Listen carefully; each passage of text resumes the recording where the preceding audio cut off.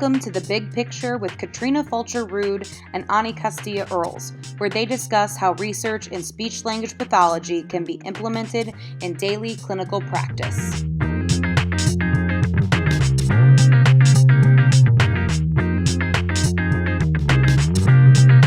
Hi, everyone, and welcome back to The Big Picture. I'm Katrina. And I am Ani. And as you can see, we're set up a little differently. We finally figured out the technological requirements so that we can, I can be in New York and Ani can be in Texas, and we can bring you videos. So this is one of the changes that we're making. Ani, I know we wanted to talk about some other changes we're making as well. There are two more changes. One is that the videos, we're going to try to aim for 5-minute long videos because we think that will be easier on you to pay attention for 5 minutes to content. And the other change is that we are going to release a new video every other week. That way you'll have some more time to watch those videos because we know you have some busy time constraints. What was really great is we did hear back from some individuals when we were on our break about topics that they want to know about.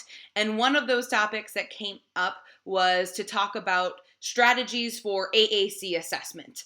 So we thought that this would be a great topic to look into, and we're basing our talk today on a qualitative interview study that was done with school-based SLPs. One set of SLPs had a wide variety of individuals on their caseload versus the quote-unquote expert SLPs who the majority, 50% or more, of their caseload was AAC. And based on those experts, they started to provide some really good guidelines and framework for AAC assessment.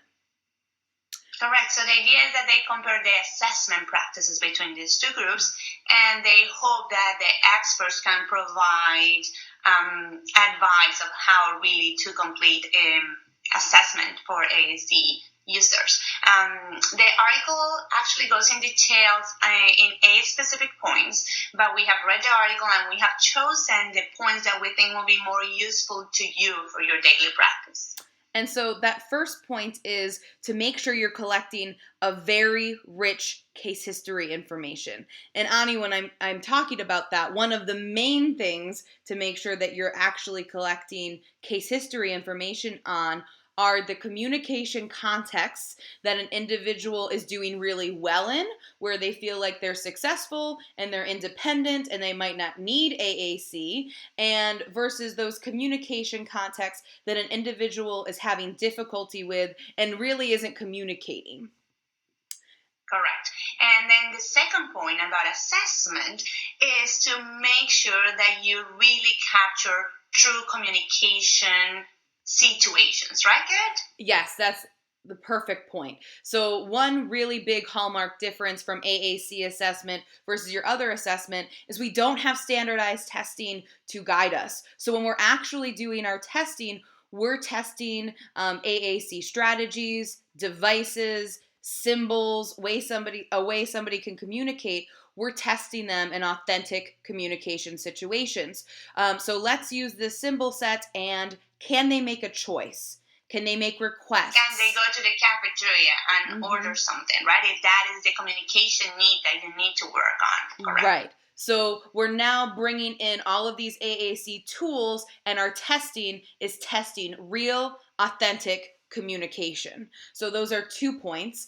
And point number 3 is to really make sure that we are testing and getting information about somebody's physical status and their mobility.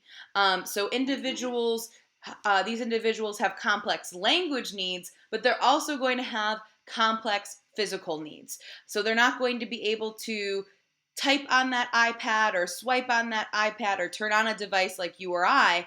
So we need to understand their gross and fine motor abilities. So that way we're picking appropriate AAC devices. And am I right, Kat, that all these 3 points will determine whether a person is actually accepting a new device or rejecting the device? Perfect. So this is why these 3 points are key. We're collecting this information so that we understand an individual's strengths and weaknesses. And we can take those strengths and weaknesses and find out the best technological requirements of an AAC device to match them, which is a process called feature matching. And what we know is that when we approach our AAC from this framework, from taking strengths and weaknesses and matching them to a technological device, that's when we have the best AAC acceptance.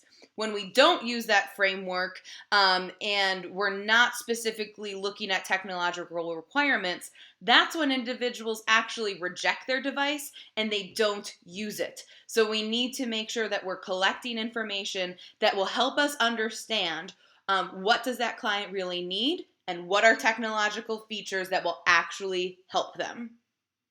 Correct. And if you want to learn more about this, if you want to read the original article, we have provided for you the references. So if you're on our YouTube channel, you will see them at the bottom of our videos. There is always a link to the original article and other references that we think will be useful for you if you want to learn more about this. You can always send us an email or make a comment under this video if you have a question and if you want us to expand on this topic. So, Kat, what is the big picture for today? The big picture is to have your AAC framework focus on 3 things. Collect a great case history, test those AAC devices and strategies in real, authentic communication environments, and make sure that you're assessing gross and fine motor abilities so we know how somebody will physically access a device.